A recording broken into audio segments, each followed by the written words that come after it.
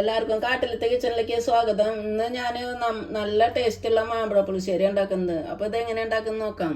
ആവശ്യമുള്ള സാധനങ്ങൾ: 7 ചെറിയ സൈസ് പുളിമാങ്ങ നന്നായിട്ട് പഴുത്തത്, 1.5 കപ്പ് തൈര്, അരമുറി തേങ്ങ ചിരകിയത്, 4 ചെറിയ വെളുത്തുള്ളി, 4 ചെറിയ ഉള്ളി, 1/2 സ്പൂണ് ചെറിയ ജീരകം, 1/2 സ്പൂണ് മഞ്ഞൾപ്പൊടി, 1 സ്പൂണ് മുളക് പൊടി, 1/2 സ്പൂണ് കടുക്, ആവശ്യത്തിന് ഉപ്പ്, 1/4 സ്പൂണ് ഉലുവ പൊടിച്ചത്, 2 സ്പൂണ് വെളിച്ചെണ്ണ, കുറച്ച് കറിവേപ്പില, 5 പച്ചമുളക്, കുറച്ച് വറ്റൽമുളക്. ഈ മാങ്ങയുടെ തൊലിയൊക്കെ എടുത്തിട്ട് നമുക്കൊരു പാത്രത്തിൽ വെക്കാം. ഇത് മുമ്പ് ഇങ്ങനെ ചെത്തി കളയാം.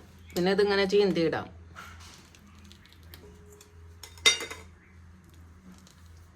ഇതേപോലെ എല്ലാതും എടുക്കാം.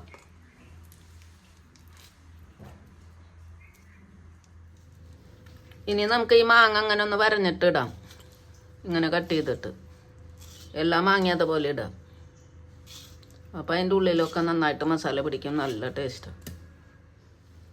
ഈ മാങ്ങയുടെ ഞെട്ടിയൊന്നും ഇടണ്ട. ഈ മാങ്ങത്തൊലിയിൽ നമുക്ക് കുറച്ച് വെള്ളം ഒഴിക്കാം. ഇനി ഇത് നന്നായി പിഴിയാം. ഇതിൻ്റെ മാങ്ങത്തൊലിയുടെ ഉള്ളിലുള്ള എല്ലാതും ഇങ്ങനെ കിട്ടും. ഇത് നമുക്ക് കുക്കറിൽ ഒഴിച്ചിട്ട് എന്നിട്ട് വേവിക്കാം. മാങ്ങയിൽ ഈ മാങ്ങത്തൊലിയുടെ വെള്ളം ഒഴിക്കുമ്പോൾ പ്രത്യേക ടേസ്റ്റാണ്. ഇനി നമുക്കിതിൽ ആവശ്യമുള്ള മസാല ഇടാം. 1/2 സ്പൂണ് മഞ്ഞൾപ്പൊടി, 1 സ്പൂണ് മുളക് പൊടി, ആവശ്യത്തിന് ഉപ്പ്, ഈ പച്ചമുളക് കീറിയിട്ടിടാം. മുളക് കാണുമ്പോൾ വലിയതാ, അത്ര എരിവില്ലാത്ത മുളകാണ്.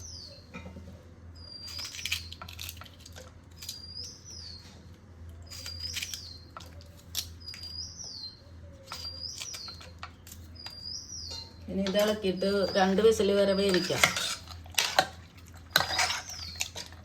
മാങ്ങ വേകുമ്പോഴേക്കും അതിലേക്കുള്ള അരപ്പ് റെഡിയാക്കാം. ഈ തേങ്ങ, ഉള്ളി, വെളുത്തുള്ളി, 1/2 സ്പൂണ് ചെറിയ ജീരകം, കുറച്ച് കറിവേപ്പില ഇടാം. പിന്നെ ഇതിൽ ആവശ്യമുള്ള തൈര് ഒഴിച്ചിട്ട് അരയ്ക്കാം. ഇനി അരച്ചിട്ട് വരാം. ഇനി ബാക്കിയുള്ള തൈരും കൂടി ഇട്ട് അരയ്ക്കാം. നന്നായിട്ട് അരയ്ക്കാം. വെള്ളം ഒഴിക്കണ്ട.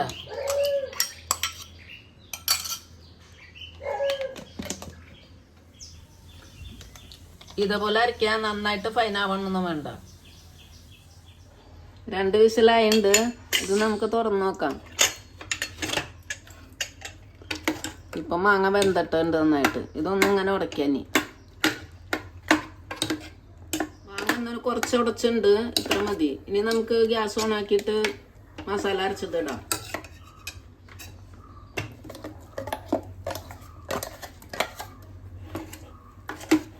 ഇതിൽ കുറച്ച് വെള്ളം ഒഴിച്ചിട്ട് ഇടാം. ഈ മിക്സിയുടെ ജാറിലുള്ള വെള്ളം കൂടി നമുക്ക് ഇതിൽ ഒഴിക്കാം. ഇനി ഇത് തിളയ്ക്കണ വരെ വെയിറ്റ് ചെയ്യാം. ഇത് തിളച്ചുണ്ട്. നമുക്കിതിൽ കുറച്ച് കറിവേപ്പില ഇടാം. ഇനി നമുക്കിത് ഇറക്കി വെക്കാം.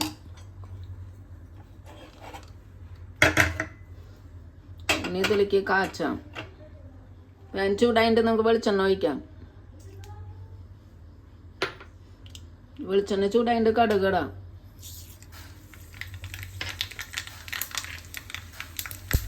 ഈ വറ്റൽമുളക് ഇടാം.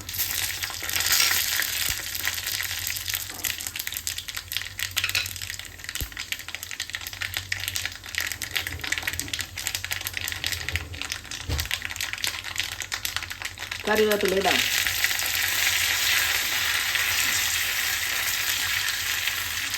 ഉലുവയുടെ പൊടി ഇടാം. ഇനി നമുക്കിതിലേക്ക് ഒഴിക്കാം.